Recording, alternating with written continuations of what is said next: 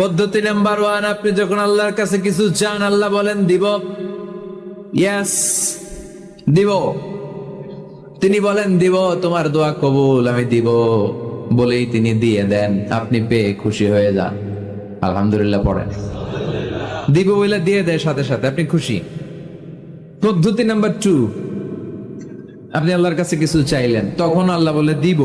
আল্লাহ কি বলে? তিনি দিব না বলতে জানেন না, তিনি সবসময় কি বলে? দিব। পদ্ধতি নাম্বার 2, আপনি চাইলেন, আল্লাহ বলে দিব, তবে এখন দিব না, পরে দিব। কখন দিলে আমার জন্য বেশি ভালো, এটা আমার চেয়েও ভালো জানে কে? যখন দিলে আমার জন্য ভালো আল্লাহ তখন দেয়, সুবহানাল্লাহ পড়ে। পদ্ধতি নাম্বার 3, আমরা চাইলাম, তখন আল্লাহ বলে দিব দিব দিব, না বলেন না তিনি, দিব তবে এখনো দিব না, পরেও দিব না, এটা তোমার জন্য